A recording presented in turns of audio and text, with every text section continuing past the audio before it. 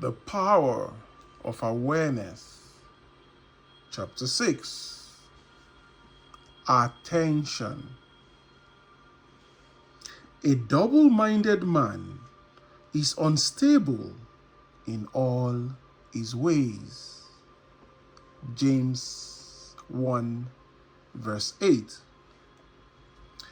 Attention is forceful in proportion to the narrowness of its focus.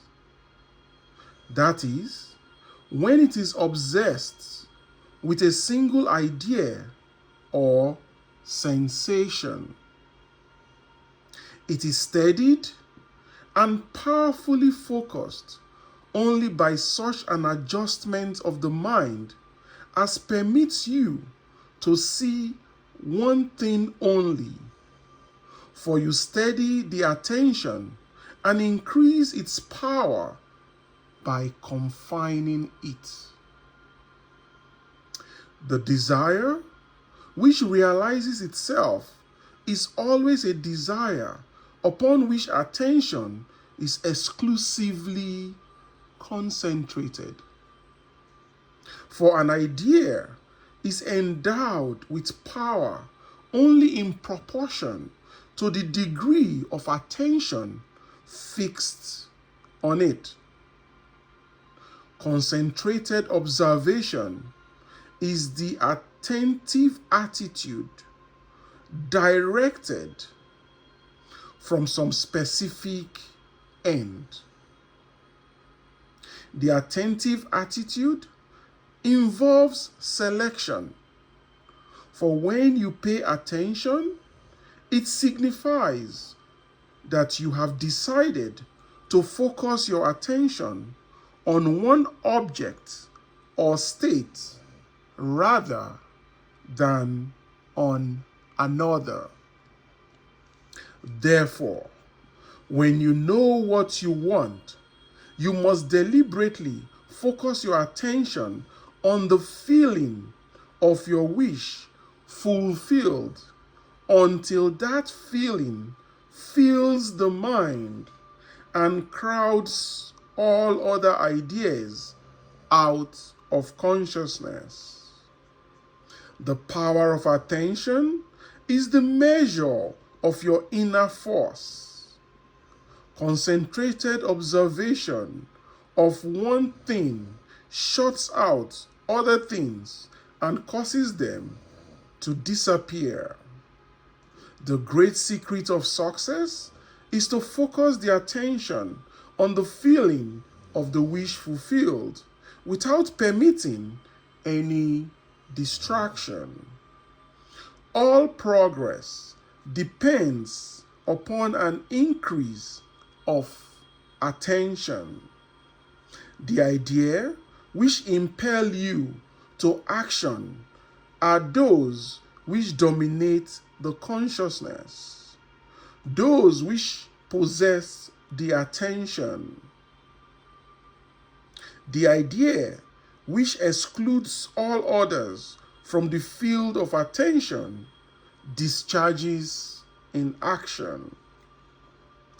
This one thing I do, quoting St. Paul, forgetting those things that are behind, I press towards the mark.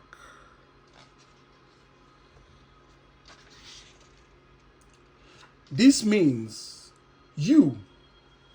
this one thing you can do, quote, forgetting those things that are behind, end quote, you can press forward toward the mark of filling your mind with the feeling of the wish fulfilled. To the unenlightened man, this will seem to be all fantasy. Yet, all progress comes from those who do not take the accepted view, nor accept the world as it is. As was stated heretofore, if you can imagine what you please, And if the forms of your thoughts are as vivid as the forms of nature, you are, by virtue of the power of your imagination, master of your fate. Your imagination is you yourself, and the world, as your imagination sees it, is the real world. When you set out to master the movements of attention, which must be done if you will successfully alter the course of observed events, it is then you realize how little control you exercise over your imagination and how much it is dominated by sensory impressions and by a drifting on the tides of idle moods. To aid in mastering the control of your attention, practice this exercise night after night, just before you drift off to sleep. Strive to hold your attention on the activities of the day in reverse order.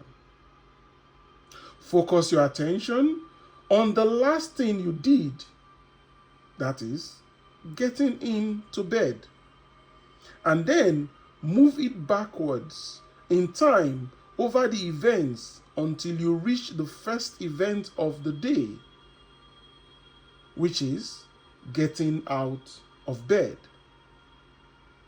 Now, this is no easy exercise, but just as specific exercises greatly help in developing specific muscles, this will greatly help in developing the muscle of your attention. Your attention must be developed, controlled, and concentrated in order to change your concept of yourself successfully and thereby change your future. Imagination is able to do anything, but only according to the internal direction of your attention. If you persist night after night, sooner or later you will awaken in yourself a center of power and become conscious of your greater self, the real you. Attention is developed by repeated exercise or habit. Attention is developed by repeated exercise or habit. Through habit, an action becomes easier. So, in course of time, gives rise to a facility or faculty which can then be put to higher uses. When you attain control of the internal direction of your attention, you will no longer stand in shallow water. You will launch out into the deep of life.